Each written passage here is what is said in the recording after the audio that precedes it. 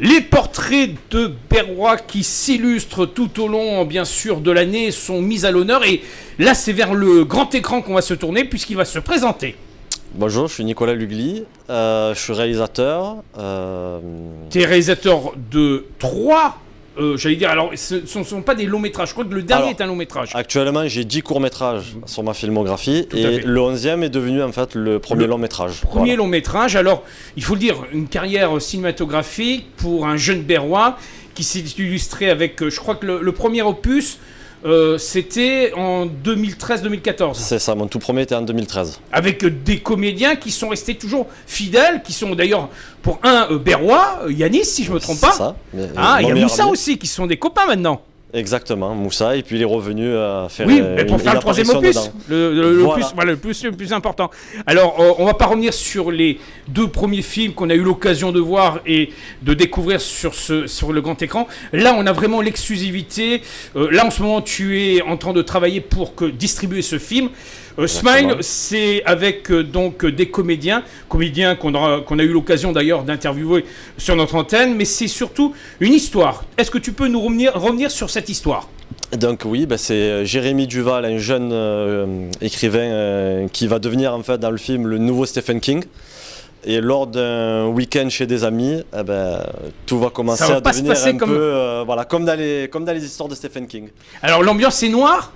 Oui, c'est assez noir, assez noir. C'est assez Alors, sombre. Ça change complètement de tout ce que tu as fait jusqu'à présent.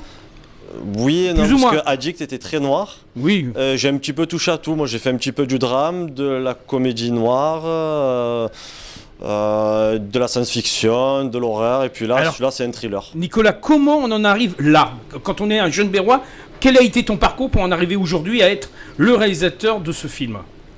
Je me suis fait tout seul en autoproduction. Voilà, en autoproduction. Mais comment on arrive parce que ça demande un sacré travail quand même. C'est beaucoup de patience, de l'acharnement, puisque j'ai fait aucune école, j'ai tout appris sur le tas, en regardant des vidéos sur internet, en allant sur les tournages des copains, etc. Donc tu as participé à la production de films, à la réalisation des films. Donc tu as fait un peu tous les métiers qui sont afférents au cinéma. Voilà, c'est ça. Parce que c'est vrai que je touche un petit peu tous les corps de métier, moi. D'accord, et celui qui t'a le plus plu, c'est d'être derrière la caméra ? C'est la réalisation qui me plaît le plus. Alors, réalisation, elle ne peut se faire qu'avec une équipe. Est-ce que c'est toujours la même équipe que tu gardes à tes côtés, autour de toi ? La plupart du temps, oui, j'aime bien travailler toujours avec les mêmes personnes, parce que moi, il y a une confiance qui s'est créée depuis des années. Et ils savent dans quelle thématique je veux aller, l'objectif et vers la direction où je veux aller. Alors, cette année 2023, c'est la sortie de ce film, Smile. Ouais.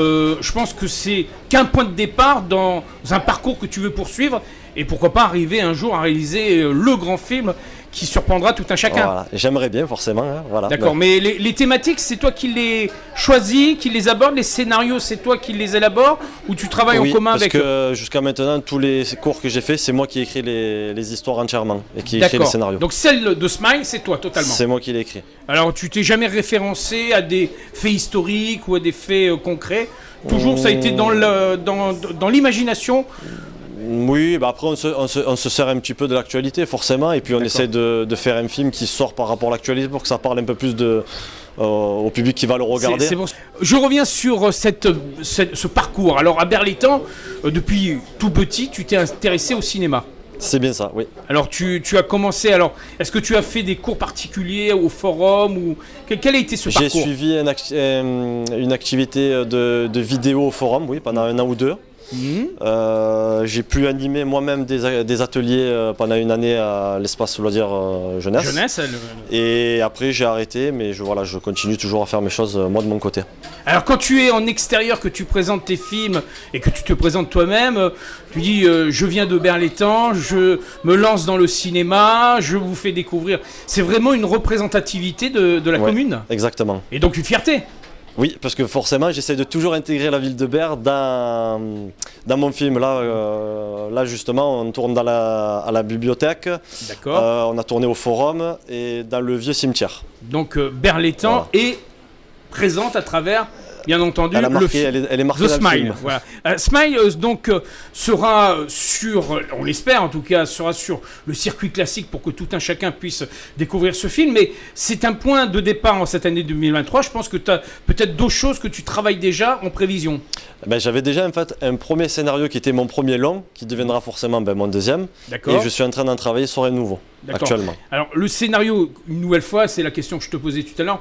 Tu le travailles en équipe ou tu travailles en solitaire? Tu te mets dans un coin? La première version, c'est toujours en solitaire. Et après, le plus gros, c'est toi qui l'élabore. J'aime bien après m'asseoir avec les comédiens qui regardent leurs textes, leurs personnages, et si on peut apporter des modifications, j'aime bien avoir des avis extérieurs. Donc pour les dialogues, tu travailles en commun avec les...